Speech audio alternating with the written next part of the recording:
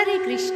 हिंदू धर्म में शरद पूर्णिमा का विशेष महत्व माना गया है। अश्विन माह की पूर्णिमा को शरद पूर्णिमा या कोजागरी पूर्णिमा कहते हैं। मान्यता है कि इस रात देवी लक्ष्मी स्वयं पृथ्वी पर आती हैं और अपने भक्तों को आशीर्वाद देती हैं। इस बार शरद पूर्णिमा 6 अक्टूबर यानी सोमवार को मनाई जाएगी।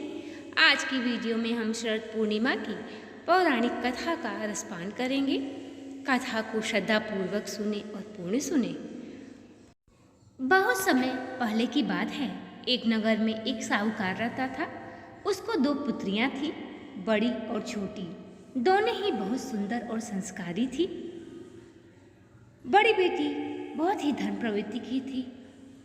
दोनों प्रति माह आने वाली पूर्णिमा तिथि का व्रत रखती थी, परंतु दोनों में से एक बड़ी पुत्री व्रत को पूरा विधि विधान से करती थी, परंतु छोटी पुत्री आधा अधूरा व्रत करके छोड़ देती थी। बड़ी पुत्री सूर्योदय से पहले उठकर स्नान करती, घर की साफ सफाई करती, व्रत का संकल्प लेती, भगवान विष्णु माता लक्ष्मी की पूजा करती, कथा सुनती और अंत में ब्राह्मणों को भोजन कराकर दान दक्षिणा देती थी।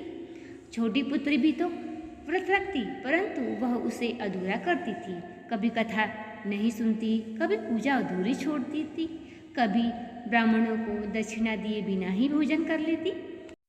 समय बीतता गया। दोनों बहनों की शादी हुई। कुछ समय के बाद बड़ी बहन को एक पुत्र रत्न की प्राप्ति हुई। पुत्र सुंदर, स्वस्थ और दीर्घायु हुआ, जबकि छोटी बहन को जब भी संतान होती वह जन्म लेते ही मर जाती। छोटी पुत्री बहुत ही दुखी रहने लगी। उसने तरह तरह के उपाय किए, देवताओं की पूजा, तंत्र मंत्र, दवा, परंतु कोई लाभ नहीं हुआ। आखिरकार एक दिन वह अपनी बड़ी बहन के पास गई और बोली, दीदी मेरे साथ ऐसा क्यों होता है? मेरी संतान जन्म लेते ही मर जाती है, जबकि तुम्हारा पुत्र तो स्वस्थ है। बड़ी बहन ने कहा कि बहन देखो, तुम सदैव पूर्णिमा का व्रत तो रखती हो, लेकिन पूर्णिमा के व्रतों का नियम का पालन नहीं करती, इस कारण तुम्हारे साथ यह हो रहा है। तब छोटी बहन कहती है कि दीदी व्रत तो मैं सदैव करती हूँ। तब बड़ी बहन ने पूछा कि क्या तुम स्नान, संकल्प, पूजा, कथा, दान और ब्राह्मणों को भोजन सब करती हो?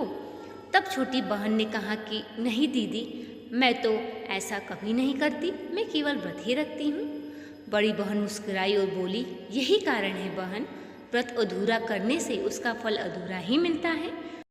जब तक तुम व्रत को पूरे विधि विधान से न करोगी, तब तक उसका पुण्य फल नहीं प्राप्त होगा। यह सुनकर छोटी बहन को अपनी गलती समझ में आ गई। अगले महीने की पूर्णिमा को उसने पूरे नियम से व्रत किया। सुबह स्नान किया, संकल्प लिया, भगवान विष्णु माता लक्ष्मी की पूजा की, कथा सुनी, ब्राह्मणों को भोजन कराया और दान दक्षिणा दी। इस प्रकार करने से भगवान विष्णु और माता लक्ष्मी की उसे कृपा प्राप्त हुई और उसके पुत्र भी हुए और वे भी दीर्घायु हुए।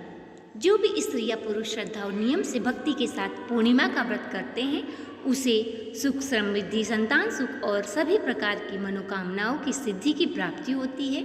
जो इस कथा को सुनता है, सुनाता है, उसको सभी दोष दूर हो जाते हैं और घर में माता लक्ष्मी जी का वास होता है।